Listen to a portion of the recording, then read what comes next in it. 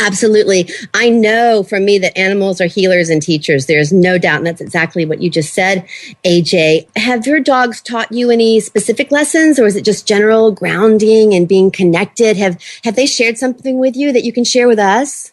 Well, I think our dogs, like Allie said, there's something about them in the sense that, they're connected. No matter what emotion you're acting upon, they're always there, and they're always kind of doubling you. They always match what you're feeling.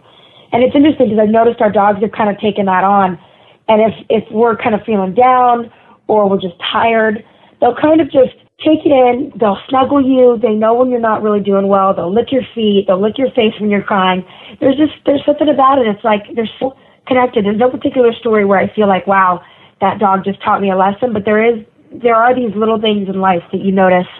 Dogs go through things with you. They're actually connected, and I think they're really healing to be around. Right. And the way you described that was said so beautifully. It's like they're a mirror to us, and we can see, even if it's something we can't really see in ourselves, we look at our dog and they're reflecting it back, and it clarifies, right? They are amazing creatures. Right. You're right. You're totally right.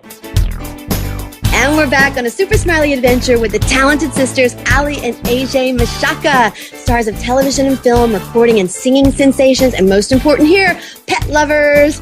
Okay, girls, I mentioned our squirrel adventure. Smiley and I had an amazing squirrel adventure with Allie and AJ. Tell everybody about our squirrel day.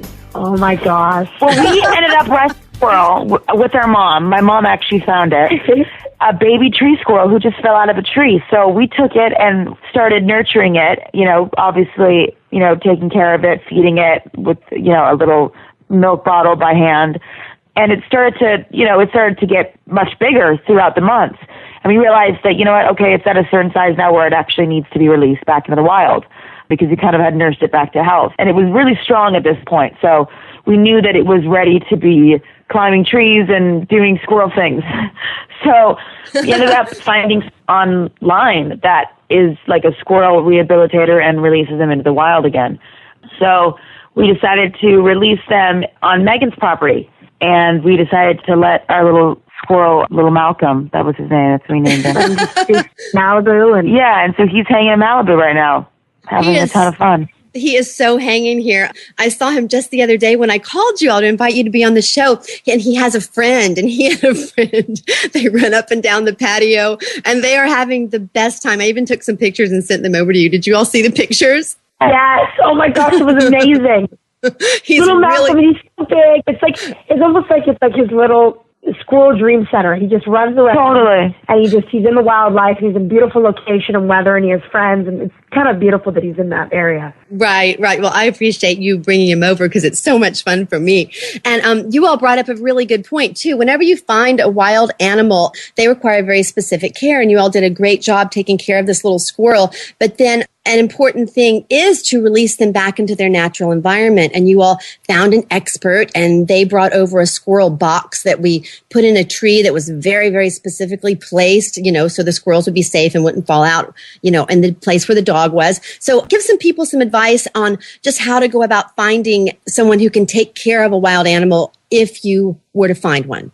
Yeah, I think it's all about research. I think that the internet obviously has all the answers you kind of, really need basically. And if you meet with that person in person and you see, the operation that they're running, like we could tell immediately, with this woman who was a part of this rehabilitation center for squirrels was very, very much like connected to not only just wanting to help squirrels, but she was doing a good job and actually really knew what she was doing. Yeah. So, wonderful. Yeah. So I think it's all about that. And I think it's about realizing that these animals are not pets. If they're meant to be in the wild, that they need to be in the wild.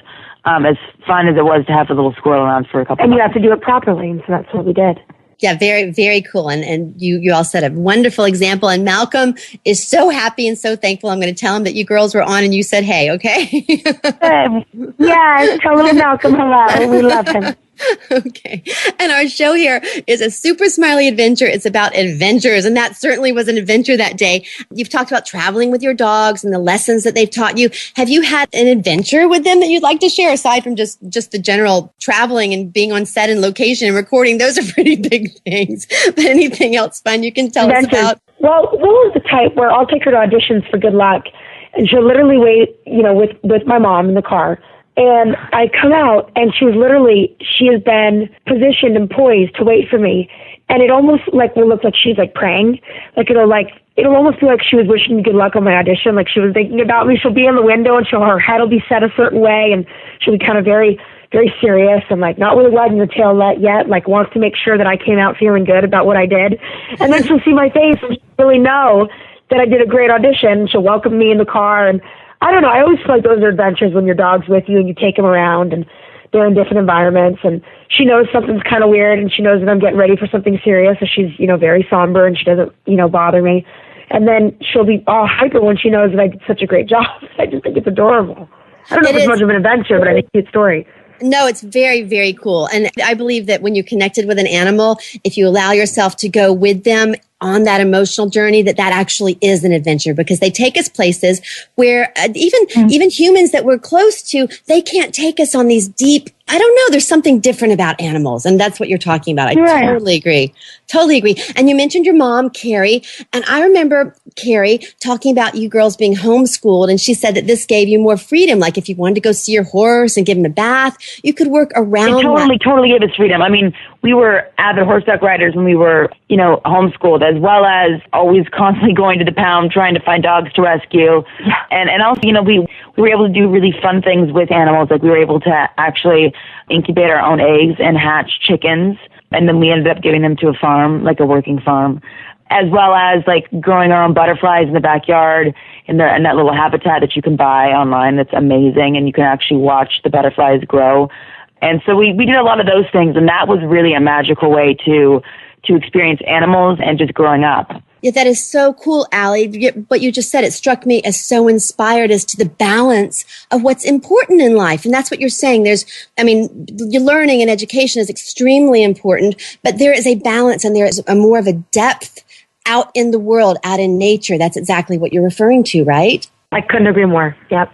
Very, very cool.